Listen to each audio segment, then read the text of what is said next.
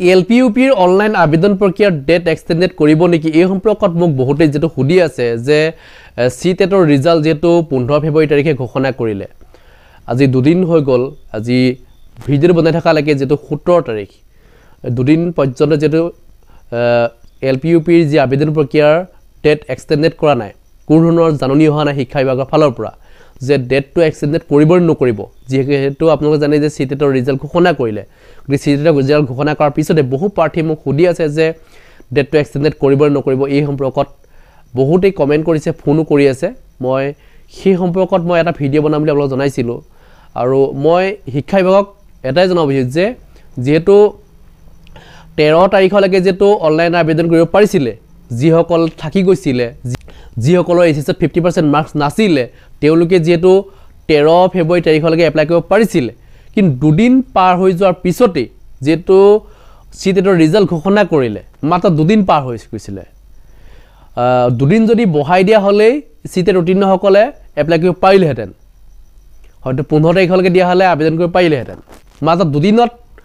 এই সকল প্ৰাৰ্থী যিসকল সিটেট উত্তীৰ্ণ প্ৰাৰ্থী তেওঁলোক বঞ্চিত হৈছে গতিকে এই ক্ষেত্ৰত শিক্ষা বিভাগে কিবা জাননী জাৰি কৰিব নেকি যে সিটেট উত্তীৰ্ণ প্ৰাৰ্থীসকলক এপ্লাই কৰাৰ সুযোগ দিয়াৰ সম্ভাৱনা আছে নেকি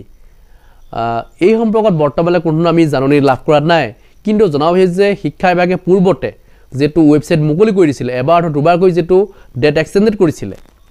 এপ্লাই কৰিব পাৰিছিল সিটেট উত্তীৰ্ণ প্ৰাৰ্থীসকলক আপোনালোকক মই আগতেও জনাইছিলো কিন্তু এইবাৰ কিয় এনেকুৱা কাম কৰিছে যেটো খুলি দিয়া নাই বৰ্তমান সময়লৈকে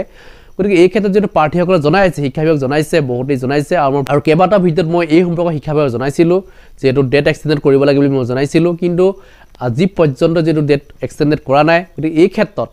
শিক্ষা বিভাগে কি ধৰণৰ ব্যৱস্থা গ্ৰহণ কৰাৰ সময়ত পৰৱৰ্তী পৰ্যায়ত যে লক্ষণীয় হ'ব কাৰণ বহু প্ৰাৰ্থী যেটো